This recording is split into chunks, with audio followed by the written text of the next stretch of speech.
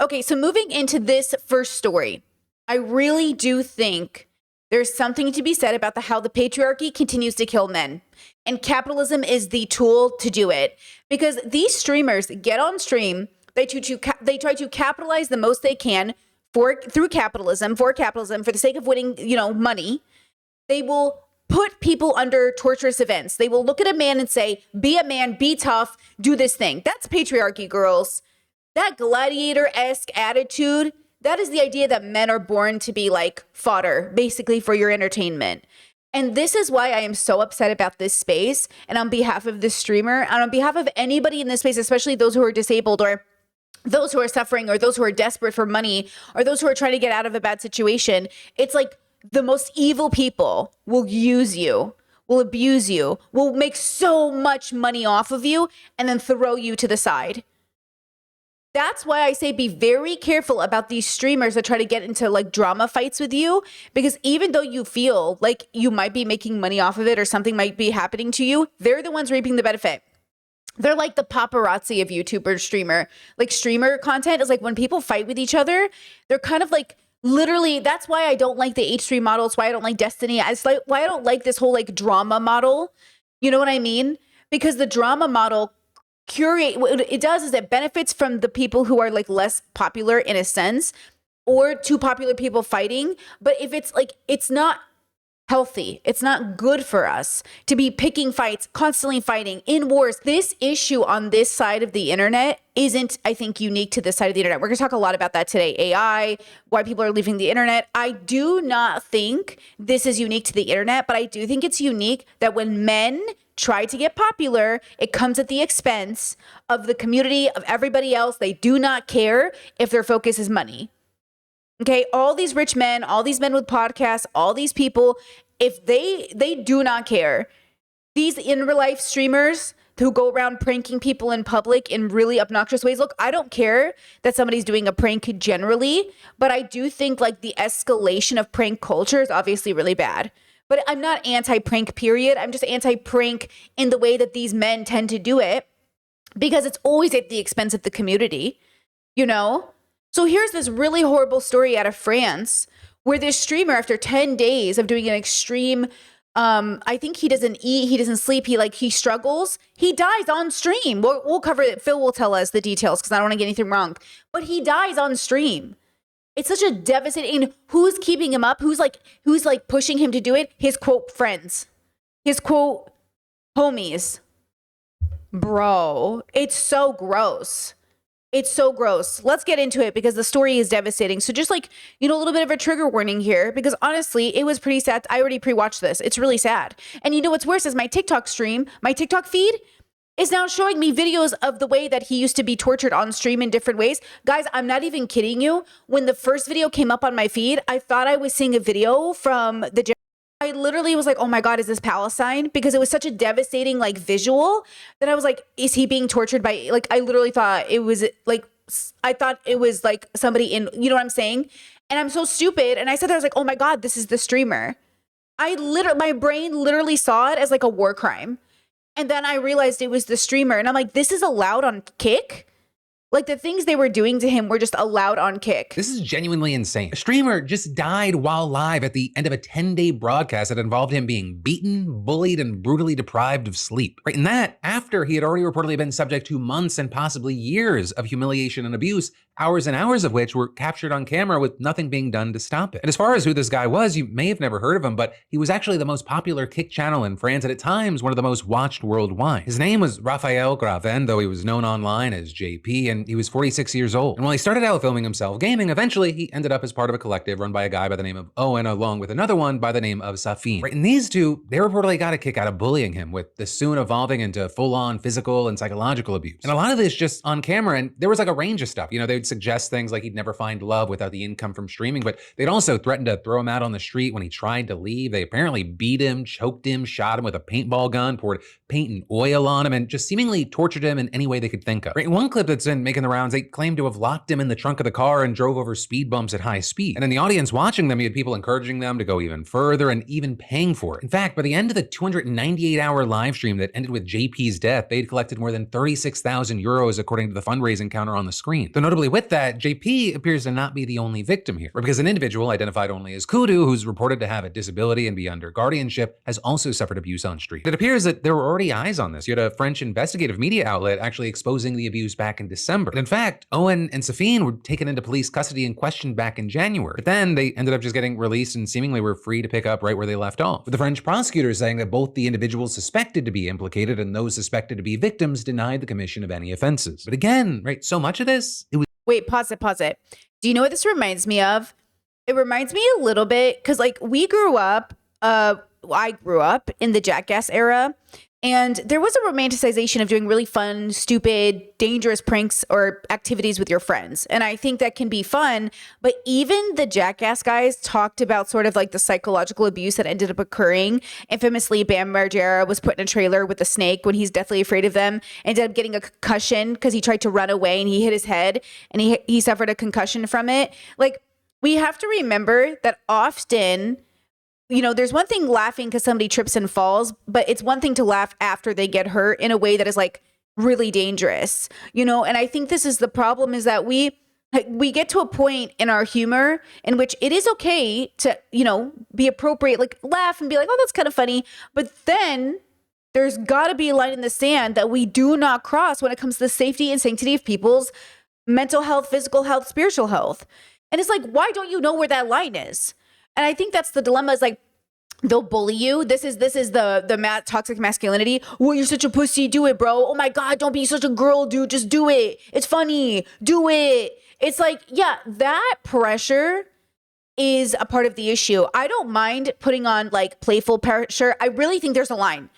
There is a line before being like between like when you're with your siblings or hanging out. I think the issue is we don't know where the line we shouldn't cross. So like, hey, come on, do it. Like, do it. Just eat the cricket. Eat the cricket. Like, eat it. It's like, you know, you buy funky food. It's like, eat the lollipop. Eat it. Don't be a baby. Eat it. It's like, yeah, sometimes it's totally fine to use that language and joke with your friends. The issue should be if your friend is literally like, I'm not going to do it. You're like, oh, okay, whatever. And the issue is like, nobody knows what the line is because they don't want to learn what the line is. Okay? They don't want to learn where the line is. And that's the issue. We have to want to learn where the line is. We have to want to check in with people.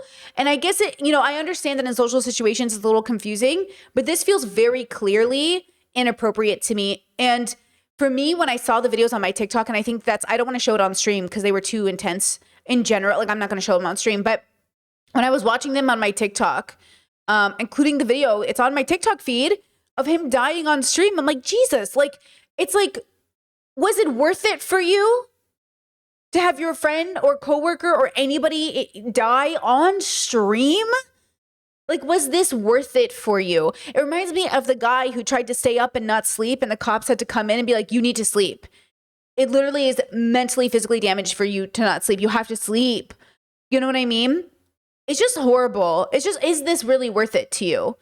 And I think that's why people don't like these really rich people like Mr. Beast. Great point, chat. Like Mr. Beast, who puts people through bullshit just to make a good show. It's like, I'd rather not have the show. Do you know what I'm saying? That's why I say, guys, I would rather have a healthy population than all of the art ever created from your depression. And I say that as somebody who really likes Frida Kahlo. You know, I love a Frida Kahlo. I would rather that woman have been healed her whole life and never damaged in order to make the art she made.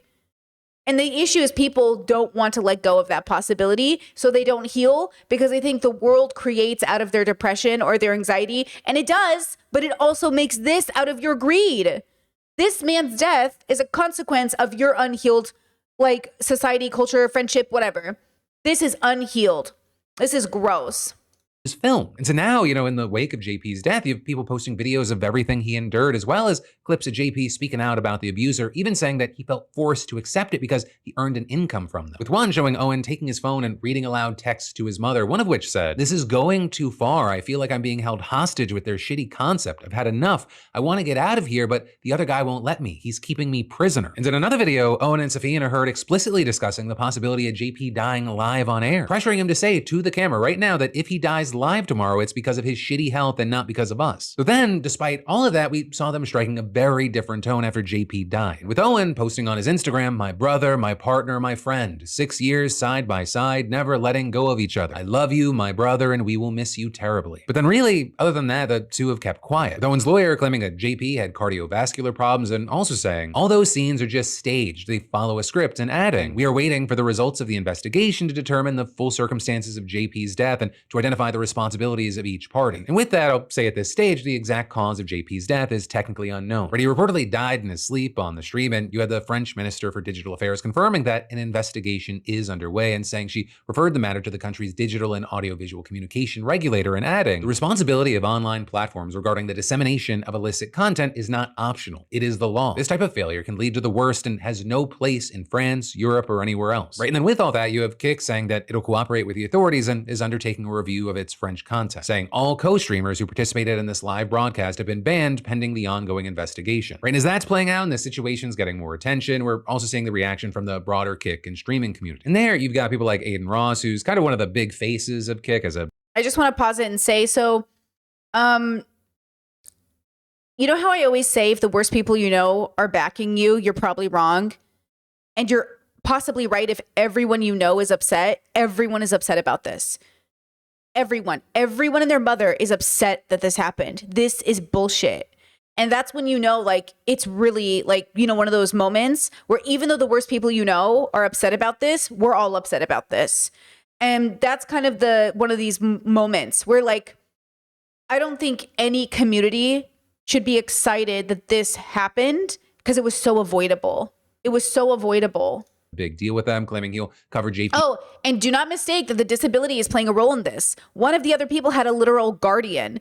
So remember that they're taking advantage of people. They're literally targeting people who can't help but say no or can't help but say yes because of the position they're in. And they're taking advantage of them, right? This man was in his 40s and didn't have the ability to walk away. We're dealing with somebody who's vulnerable. That's a vulnerable person. Okay, so they targeted a vulnerable person and then he died in their care. Okay, so there's two people who had issues with the same team. One had a legal guardian and one was the man who died, the French streamer. He's in his 40s and was vulnerable. So like that's why it's even more devastating. And that's why the audacity of this man to be like, "Oh, my brother, I'll miss you." You cared so little. God forbid, this is how you treat somebody you consider a brother. You know what I mean? Who needs enemies when you've got full brothers like this? It's like, bro, be for real. His funeral costs with help from Drake, writing, "This is horrible and disgusting. Whoever was a part of this deserves to face severe consequences." And adding, "Drake and I will be covering the funeral costs. This won't bring his life back. It's the least we can do." But then beyond that, you have many, including massive streamers like Asmongold, saying that these men need to be arrested, especially for the fact that what happened on these streams was apparently known to law enforcement. Wait, so these people they were already in police custody for abuse of people with disabilities? You gotta put the people that did this in jail. What are we even talking about here? It's not even a question. Like, obviously they're complicit. Well, they're doing it on purpose. I understand, like, you have games like Fear Factor and things like this, but he basically got kidnapped. How did the police not get involved with this? This is awful. For now, with this, we're gonna have to wait to see what comes from the official investigation, as well as if there are any charges or arrests. And of course, from my understanding, and Stream says my comment section says some additional context. French courts did rule health-related death non-homicide, and the guy who found his body threw a water bottle at his body and slapped him until he realized he had passed. Yeah, I think the dilemma, because I saw the video, I came up on my TikTok feed, right? Where like he had gone to sleep in a sleeping bag, and then they were like, "Hey, wake up," and then he wasn't waking up, and he did have a cardiac issue, like he did have health issues. But that's even more of a reason to pay attention to him. Do you know what I'm saying? That's even more of a reason to take special care. And so again, that's the issue that I'm having is like, why do people escalate to this? Who's that one guy? Johnny Tsunami? Who's that guy who's literally in prison right now? Like, when are you going to grow up? When are you going to realize you cannot be this way? This is not how we want society to run. It's ridiculous. Yeah, Johnny Somali. Johnny Somali, yeah.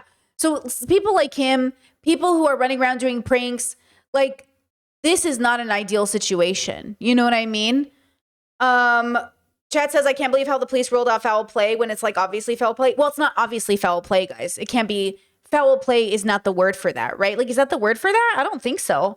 This is not my area of expertise, but I feel like foul play would intend the murder. They didn't want him to die. He was their piggy bank. They killed their moneymaker. They killed their literal, like, it's, you know what I mean? Like, they murdered. It's like they're Pinocchio and they kidnapped the kids to go to the island and they turned them into donkeys for entertainment. They killed their prized, you know, that's why Asmund said they kidnapped him. Like, they killed their moneymaker. I don't think they meant to, but that doesn't matter. They mistreated him because they felt entitled to his body. They felt entitled to his body because they wouldn't put themselves through anything they put him through. Do you know what I'm saying? Like, it's so devious. It's so malicious. That's what makes it so malicious to me, is like, you put him through things you wouldn't even put yourself through just to make money. And this is why I say it's not worth it. Your money isn't worth it. Yeah, Chet says the mistreatment led to his death is related. I think that's more or less what I expected. I expected some sort of like, this could have been avoidable if he was eating, sleeping, actually resting, right? Chet says they acted in a way that they knew could lead to his death, even if they didn't intend for him to die. Did they though? That's the problem. This is why courts have to take it into consideration. Listen to me when I say this. I don't think these men think they're gonna die. That's why men are stupid. You literally don't think you're gonna die. You think it's not gonna happen to us. Look at how many men died. Didn't Ryan Dunn die by playing fast cars with his friends? Isn't that how Ryan died from Jackass? You all think it's not going to happen to you until you're the one going 130 miles an hour on a road and then you're dead, right? Like, somehow some of these boys in some of these categories of dudes really fucking think it's not going to happen to them. They get it into their head that they're above it. Ridiculous. It's just so stupid. And you know what? To be fair, in some part of their bubble, they really think that. I was just telling my partner that in the United States, men get charged more for car insurance because they're reckless drivers. Think about that. Think about that idea. And boys go, oh, that's so unfair. Well, stop doing fucking stupid shit, bro. And it's because you're trained that way, by the way. That's the point. I think they're trained that way. I think boys are told by the system, informed by the system, that being a man is also about being reckless. Because you know why? I thought that when I was young, when I was suffering from internalized misogyny and I was trying to be one of the boys without realizing I just was one, I wanted to take riskier behavior to prove I was one of the boys.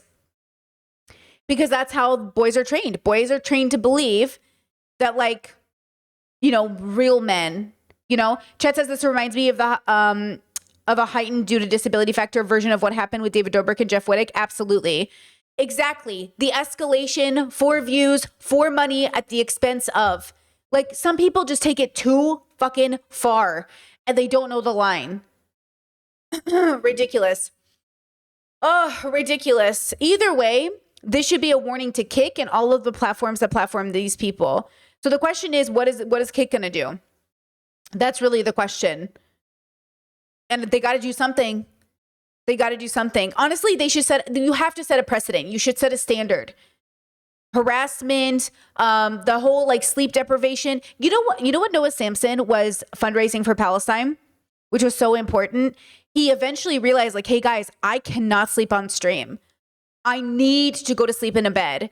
And I was so proud of him for choosing that in that moment, because I don't think people understand how fucked your sleep is when you know there's a camera on you. You're not actually resting. You have got to rest. You've got to sleep. Guys, it's not a brag that you get 5 hours of sleep. You're just screaming, I'm killing myself. You need to go to bed. You need to get good sleep. If you can give yourself something, drink water, go to sleep.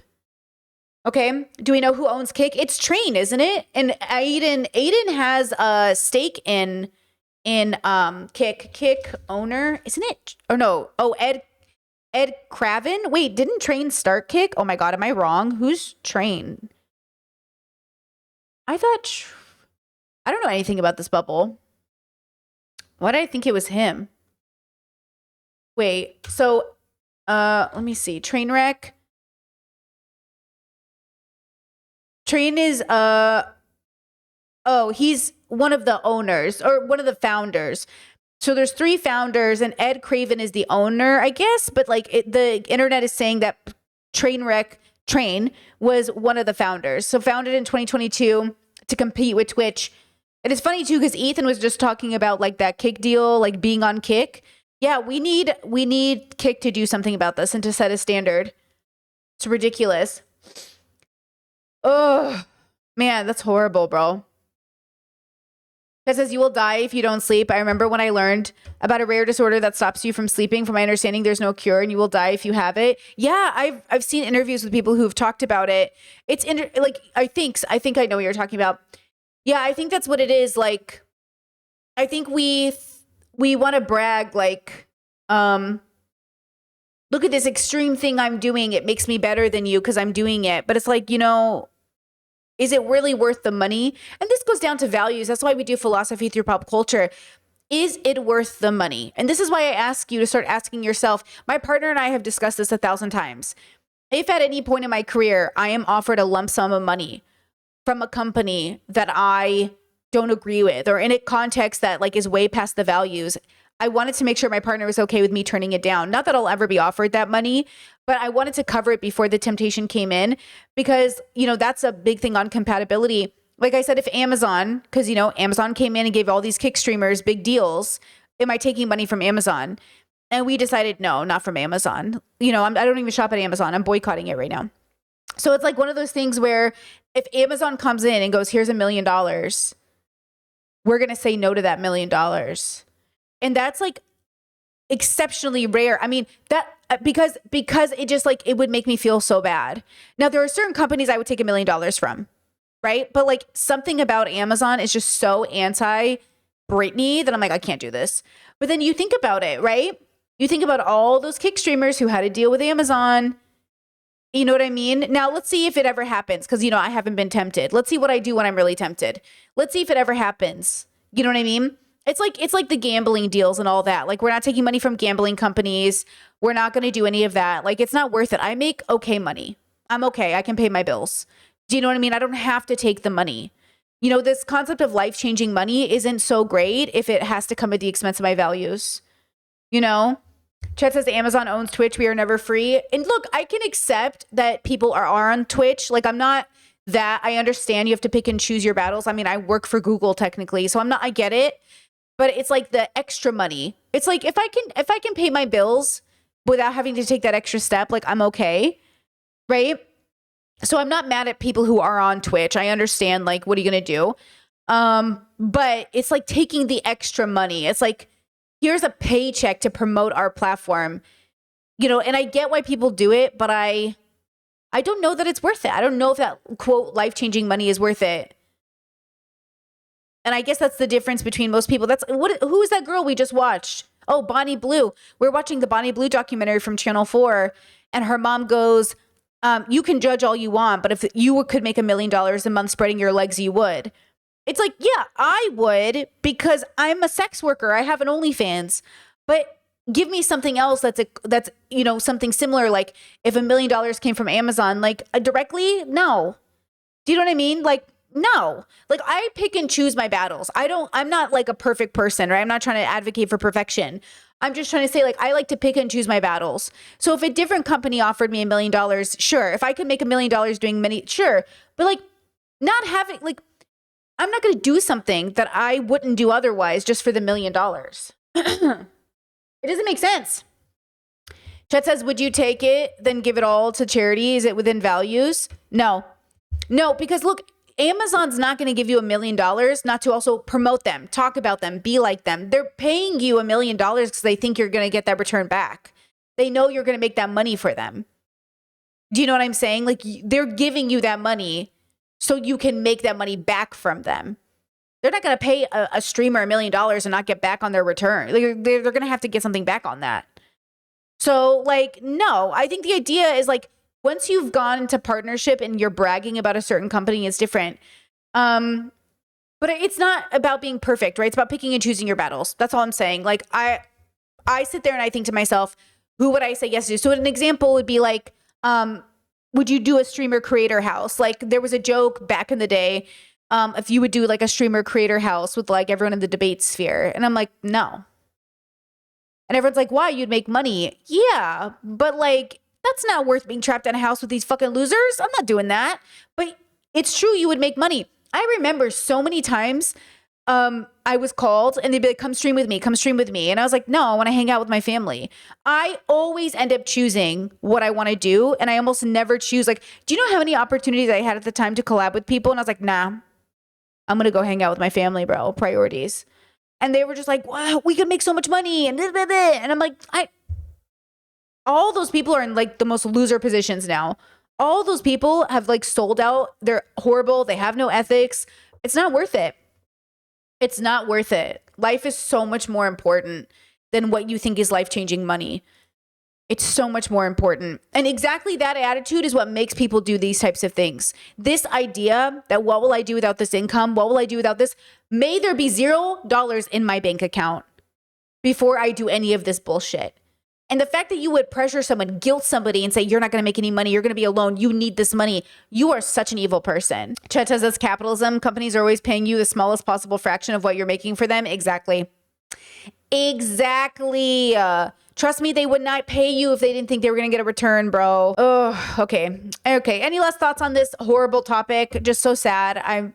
My heart goes out to this mother who lost her son, to the man who lost his life. Just devastating, bro. Just so devastating. That says, but there is a difference between doing X to live, such as working in an Amazon warehouse, and versus doing X to line one's pockets with gold, Hassan, right? Yeah, like if you work at an Amazon factory because it's the only thing in your small town and you need a job, like I'm not going to hold it against you, right? I think it's perfectly valid to criticize Hassan for taking Amazon deals from Twitch. Like if I don't know the details of that, if he did or not, I think he did have a contract with Twitch, but if he was paid by Amazon when Twitch was owned by Amazon specifically and took Jeff Bezos' money in a form of a contract, that's bad. I thought Hassan was fan funded though.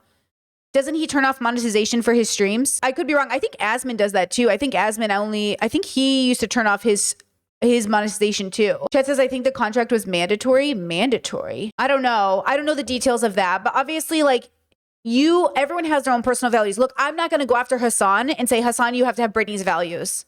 The same way I'm not going to go after people in my life who shop at Amazon because they're disabled and they need the Amazon delivery.